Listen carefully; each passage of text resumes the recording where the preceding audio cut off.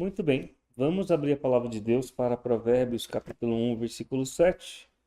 Nós vamos continuar ainda no estudo do temor a Deus, antes de voltarmos a estudar profetas menores. Temor a Deus, nós já tivemos 8 estudos.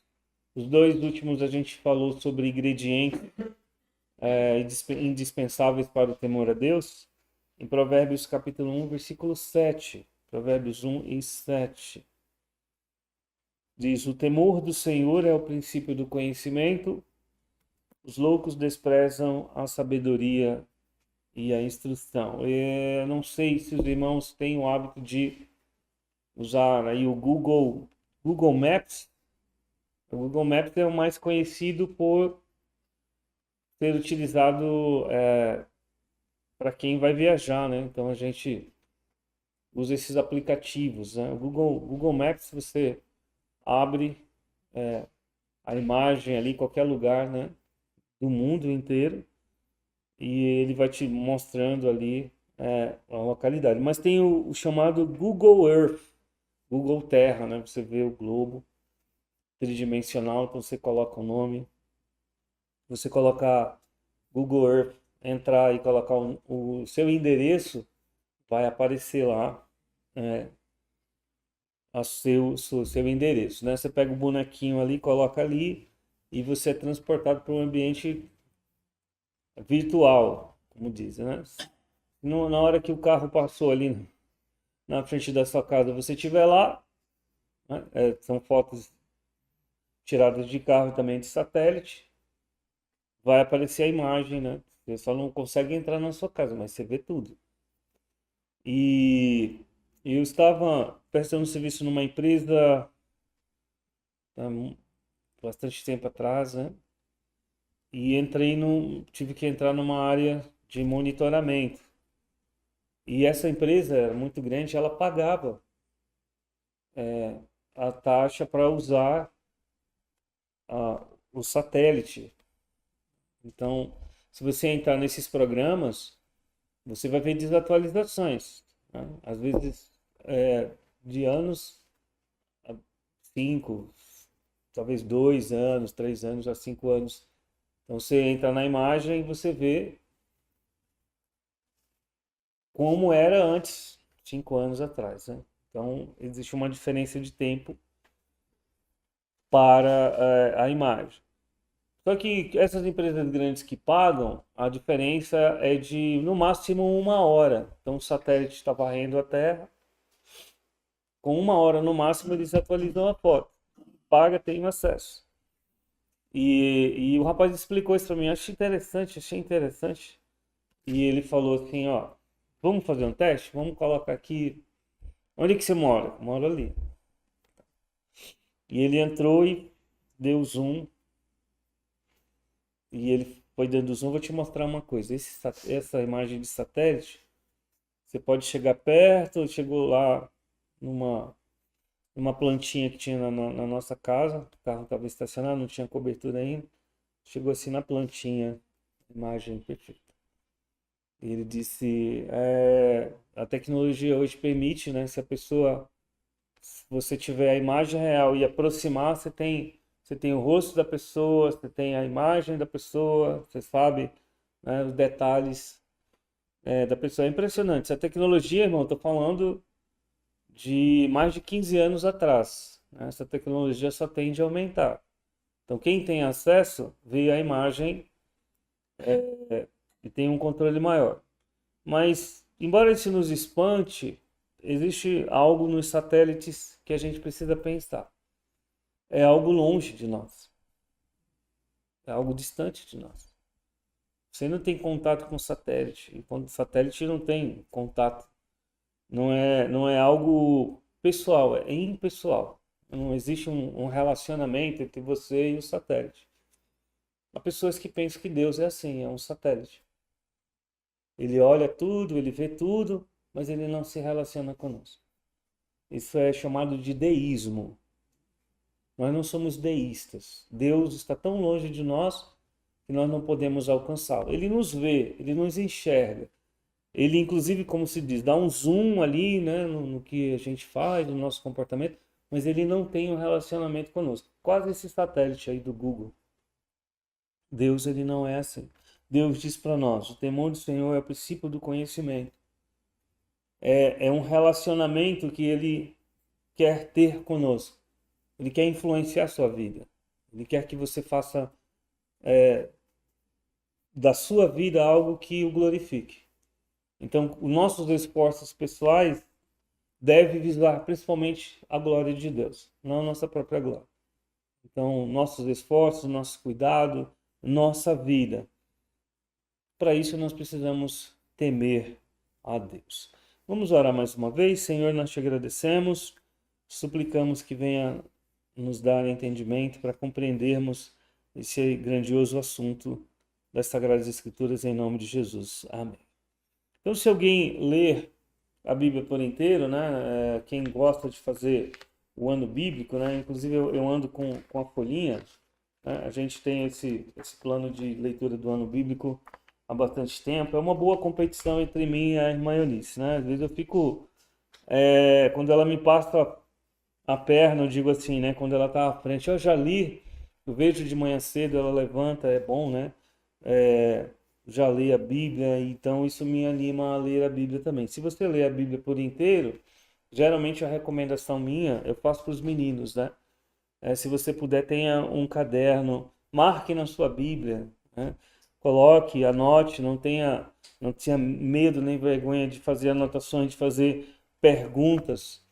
E se você ler a Bíblia por inteiro e você for marcando onde é dito, onde é falado, onde é tratado do temor a Deus, você faria muitas e muitas anotações. E nós temos tentado entender esse conceito, essa compreensão. O que nós abordamos foi que, primeiramente, esse tema ele é predominante nas Escrituras, né? Deus está sempre mostrando que nós devemos temê-lo. E depois nós traçamos algumas diferenças, né?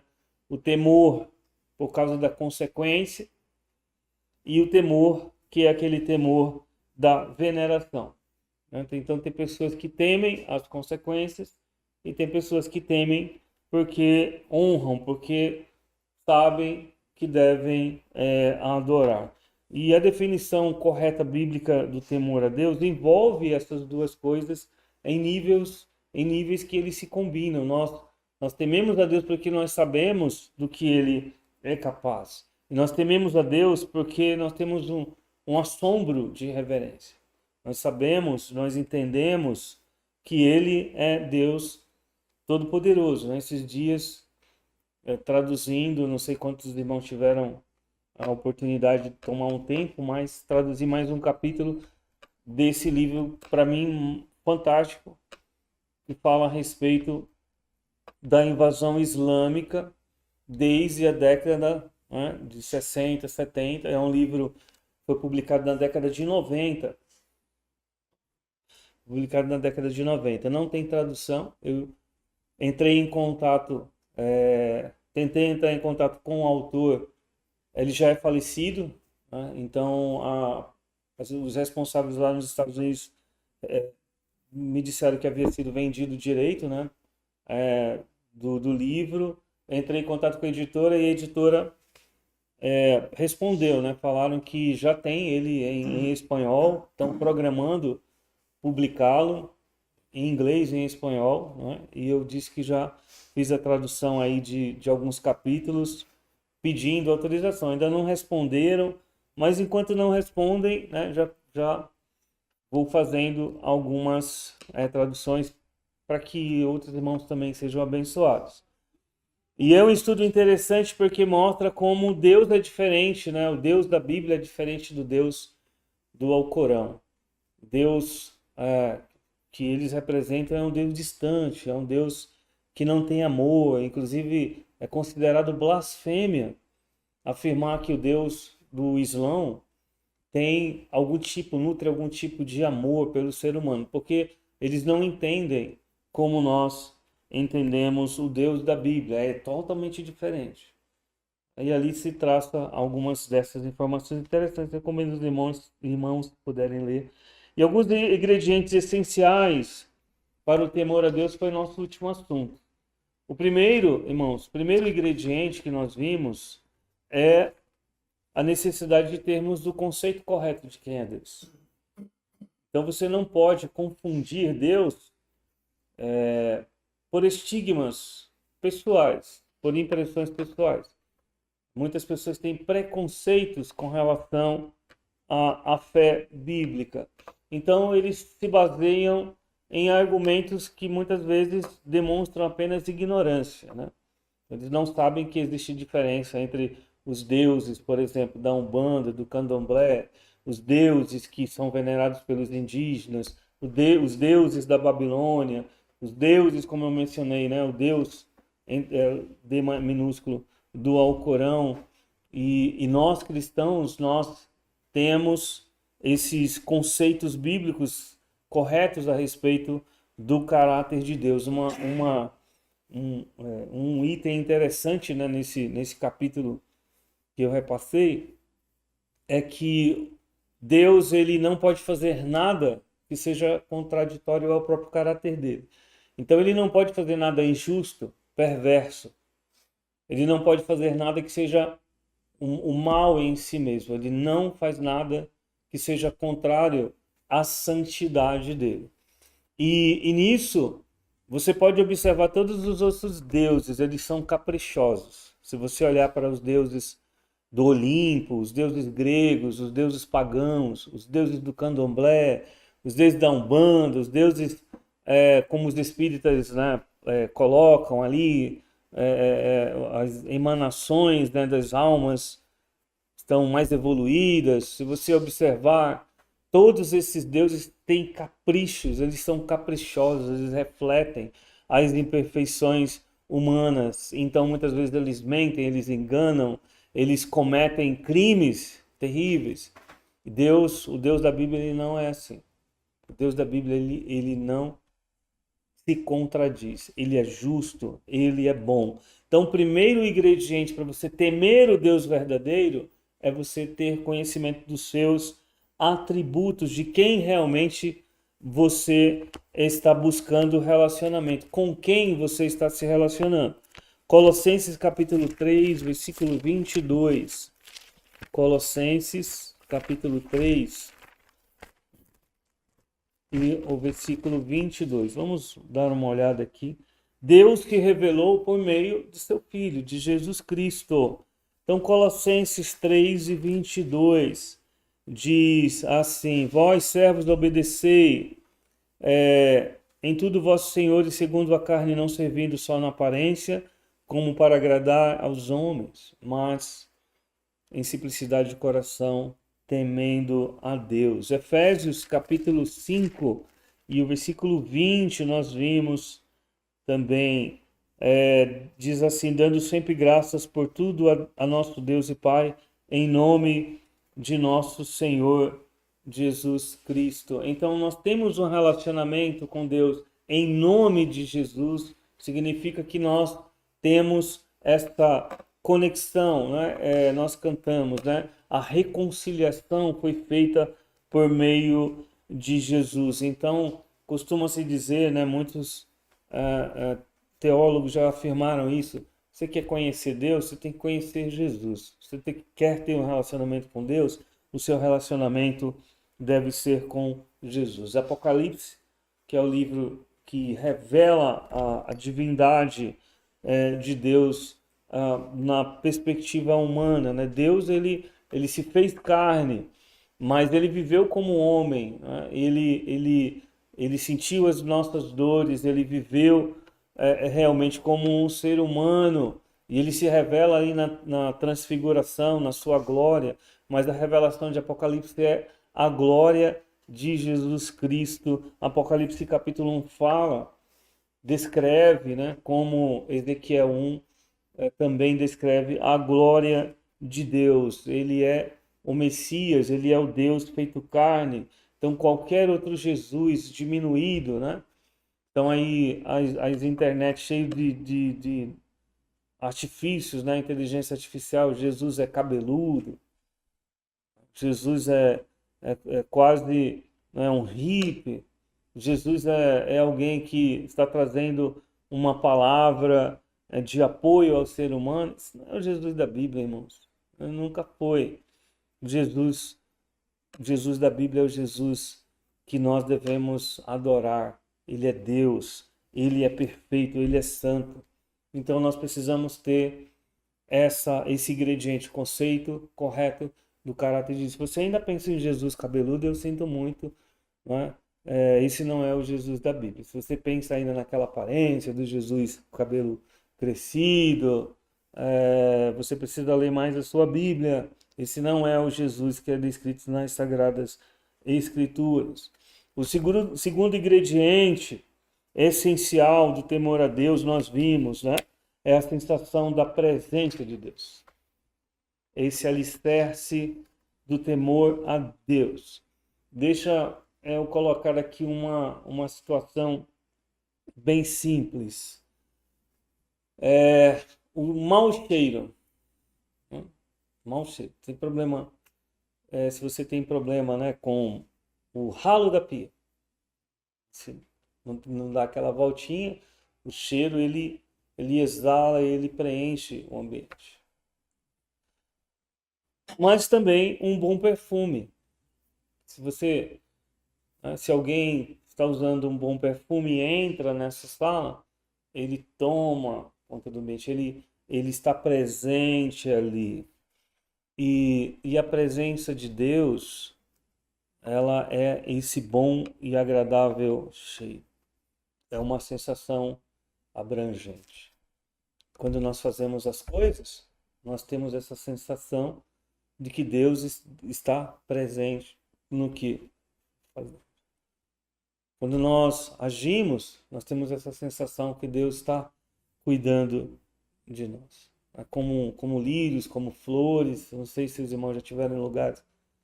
Os seus esforços, nossa razão, nosso pensamento, nosso trabalho, Deus ele está presente como um cheiro agradável.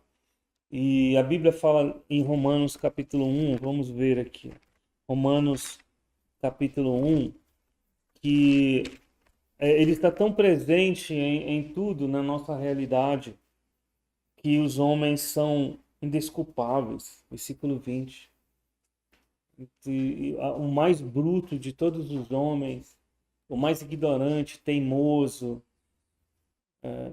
a mais vergonhosa de todas as condutas no ser humano, não tem desculpa para dizer que não viu a presença de Deus através do que ele criou, porque as suas coisas invisíveis, desde a criação do mundo, tanto o seu eterno poder como a sua divindade se entendem. Olha que coisa interessante, irmão. Você olhar para a natureza, você olhar para a criação, você entende que há um Deus. Você pode dizer que não aceita Deus, que rejeita Deus, mas você entende. E claramente você vê, claramente se veem pelas coisas que estão criadas, para que eles fiquem inexcusáveis. Não tem desculpas. O A.W. Tozer é um grande escritor, pregador. Ele disse que a palavra mais profunda na linguagem humana é Deus, porque Deus se espalha em toda parte. Deus está presente em todas as realidades de todos os seres humanos. Ele é um Deus que se manifestou ao ser humano e ele ainda se manifesta, né, nós dizemos, é a revelação geral na própria criação. Você deve ter isso em mente. Você deve entender isso. Você não tem desculpas para dizer que Deus não te ofereceu um relacionamento. Nem você, né, talvez esteja assistindo, nem ninguém. Você pode pensar no mais brutal comportamento de um familiar seu, no mais absurdo comportamento, na mais blasfema atitude. Essa pessoa não tem desculpa para dizer que não foi alvo da graça de Deus. E a palavra, irmãos, que precisa ser compreendida, as Sagradas Escrituras, está diante de nós. Deus é. Ele é agora. Ele existe no momento. E essa experiência é profunda. É uma experiência de reconhecer que Deus não está lá como aquele satélite, né, distante de nós.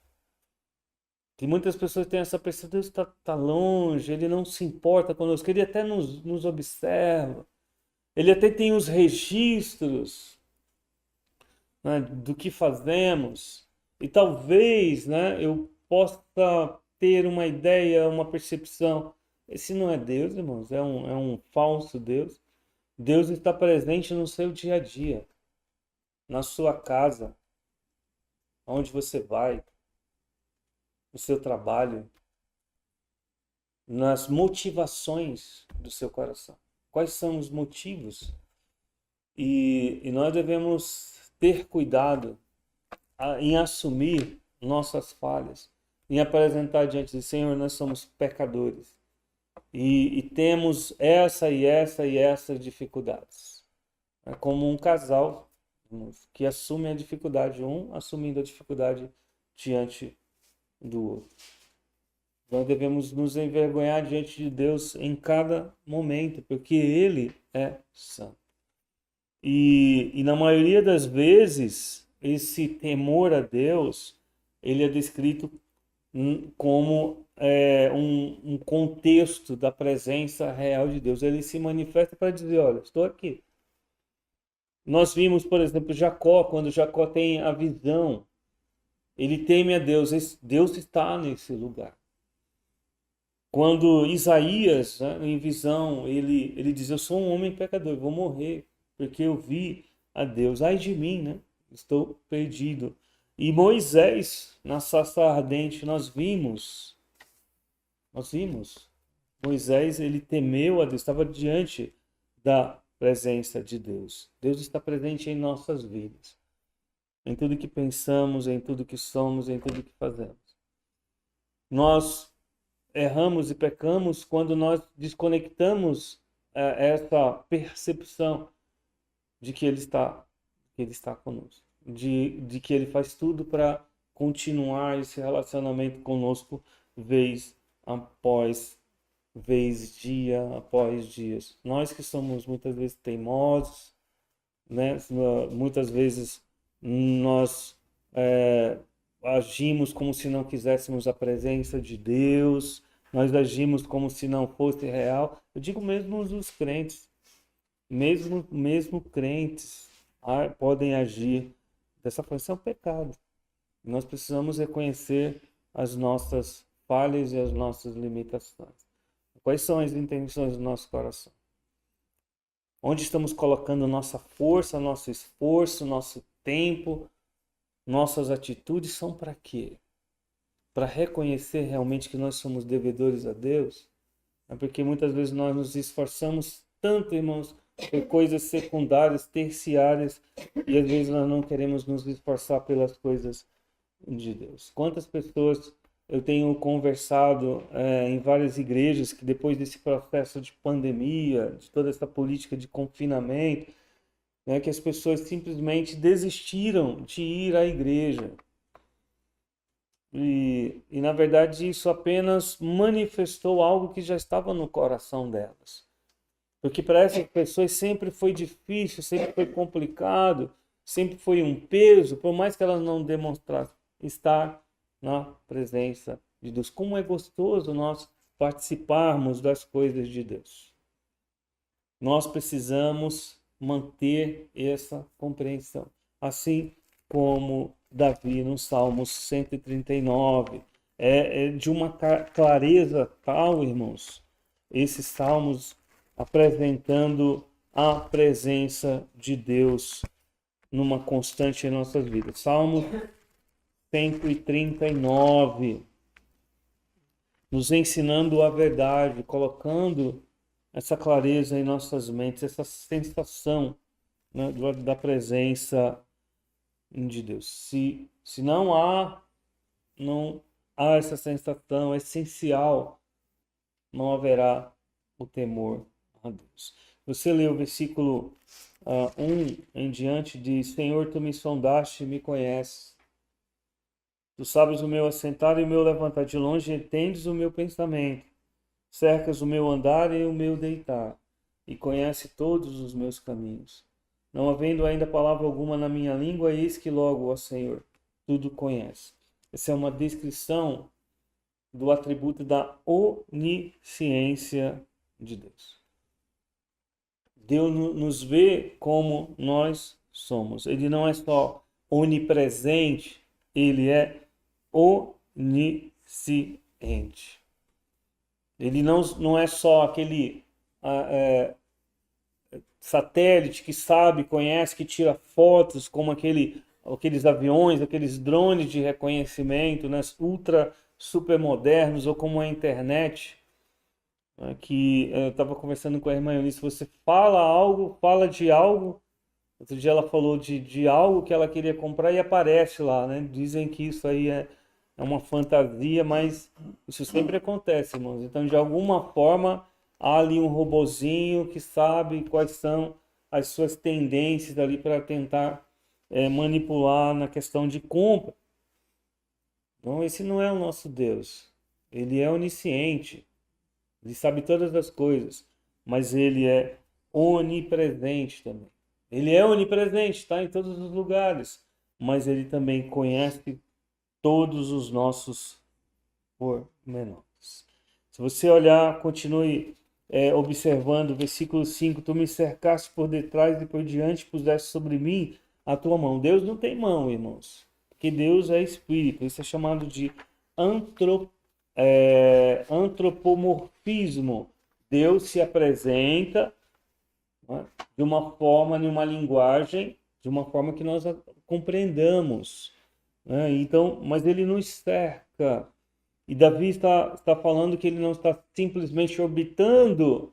O que isso quer dizer? Que ele pôs a mão sobre nós. Ele não está orbitando sobre a sua vida, desinteressado do que você faz.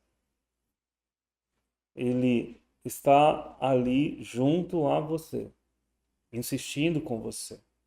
Veja como o versículo 6 diz: Tal conhecimento é para mim maravilhosíssimo, tão alto que não o posso atingir. Para onde me irei do teu espírito? Ou para onde fugirei da tua face?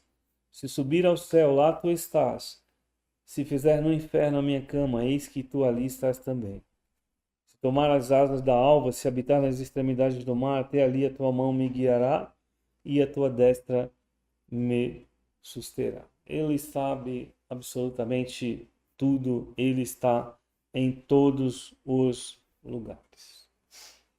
E é impressionante, porque é Deus oferecendo cuidado, é Deus oferecendo proteção, é Deus oferecendo companhia.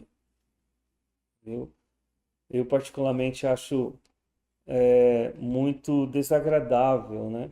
Quando você demonstra que quer companhia de alguém. Você está demonstrando que quer a companhia. Eu já vi isso entre filhos e pais. Cena terrível, né? De uma filha destratando o pai, dizendo crente. E ali um oferecimento de uma companhia, mas não queria. É extremamente não só desagradável de ver, é grosseiro e demonstra uma certa perversidade de caráter. Agora, se nós estamos falando isso entre pessoas, né, você tem uma amizade, você quer estabelecer uma amizade e as pessoas não querem proximidade, é grosseiro, imagina com Deus. Porque nós podemos suportar isso, mas com Deus, irmãos, nós não podemos agir como se não houvesse consequência. Deus está o tempo todo oferecendo companhia, amor, está perto de nós, cuidado. Senhor, onde eu for, o Senhor vai estar comigo. Isso é bom, irmãos. Eu me lembro de momentos do meu trabalho. Hoje mesmo, né, fui fazer um pequeno serviço. Eu peço a Deus, Senhor, esteja comigo, dirija a minha mão, que dê certo, que eu possa fazer bem feito. Eu me lembro nos momentos de estudar, de poder, né, me preparar. Senhor, esteja comigo, me dá sabedoria. Hoje e atualmente você deve fazer isso, lendo a sua Bíblia, orando para que Deus lhe dê essa percepção. É o que Ele quer. Ele quer a sua companhia. Então, quantas pessoas são grosseiras, não só na desobediência, mas no comportamento, rejeitando a presença de Deus, blasfemando com suas atitudes do amor de Deus. O versículo 13 diz: Pois possuíste as minhas entranhas, cobriste-me no ventre de minha mãe. É uma imagem bela e poética. É um período, a gente diz assim, né? Antes de nascer, o período escuro, Deus estava lá com você. Bebezinho, um feto, Deus estava lá. Olha, irmãos, quantos seres humanos, ao serem condenados, terão uma compreensão tardia disso. Deus está com as pessoas no momento da concepção até que elas se vão, porque Ele quer estar com as pessoas eternamente. E há muitos que desenvolvem pensamentos contraditórios a esse amor, porque Deus, ele diz, irmãos, versículo 14, eu te louvarei porque de um modo assombroso e tão maravilhoso fui feito. Maravilhosas são as tuas obras e a minha alma sabe muito bem. E isso é interessante, isso não é só verdade de Davi. Se você pegar um ateu, alguém que zomba de Deus, alguém que critica a nossa fé, a alma dele sabe que isso é verdadeiro. Versículo 17 diz: Quão preciosos me são a Deus os teus pensamentos, quão grandes são as somas deles. Se as contasse, seriam em maior número do que a areia. Quando acordo, ainda estou contigo. A presença de Deus. Você é um feto, você é um bebê, você nasce, você cresce, você dorme, você acorda e Deus está oferecendo companhia. Deus quer estar presente com você. E quando esse pensamento invade, não é? E nós entendemos que as circunstâncias, que muitas vezes nós não compreendemos, muitas vezes são circunstâncias que nós não vamos entender. Precisamos ainda manter esse entendimento de que Deus está conosco. O temor a Deus é compreendido por Davi nesse elemento tão grandioso, a sensação da presença de Deus, levando a um temor reverente, admiração, a essa reverência obediente. E às vezes nós estamos na escola e a gente fala com as crianças, ó, aqui, agora, né, acabou a aula, você tem que ficar sentadinho. E às vezes eles perdem essa percepção, né, de que os professores estão ali olhando e saem correndo e fazem aquela algazarra. E às vezes nós nos aproximamos, ainda existe isso. Você fica olhando assim, de repente um percebe, cutuca o outro, está nos observando. Vamos ficar aqui quietinhos. O temor do Senhor, irmãos, é se afastar do mal. É saber que Ele está olhando para nós. É ter essa consciência da presença de Deus. Porque se você tiver essa presença constante, você não vai ousar desafiar a santidade de Deus. Você não vai ser uma pessoa ingrata para com Deus. Isso é terrível, a ingratidão. Porque Deus faz tanto por nós e nós não queremos nos esforçar o mínimo para obedecê-lo. Isso demonstra um certo nível terrível de ingratidão. Tudo para nós, nada para Deus. Você tem essa percepção? Na sua vida, no seu plano, nas suas metas, nos seus esforços pessoais? É para Deus? Para quê? Vamos lá. Senhor, nós te suplicamos, dá-nos essa consistência de uma percepção, ó Deus, bíblica de que o Senhor nos cerca em nossas vidas. Está conosco, oferecendo amor, cuidado, proteção, sabedoria. Que nossos esforços, Senhor Deus, não sejam apenas esforços pessoais que envolvam apenas nossos próprios interesses, mas nos abençoa para que nossos esforços sejam, em tudo que fizermos, voltados a te honrar, te glorificar e te obedecer. Nós precisamos de sabedoria para fazermos assim. E nós precisamos temer ao Senhor, que é o princípio do entendimento, do conhecimento. Obrigado por cada dia oferecer para cada um de nós, ó Deus, salvos ou não salvos, teu amor, o teu cuidado, a tua misericórdia. Nós que já aceitamos este relacionamento, na verdade o recebemos por meio de Cristo. Da fé, Senhor Deus, que o Senhor nos deu, nós podemos usufruir desse crer, desse descansar no Salvador. Nós te agradecemos pelo teu imenso amor.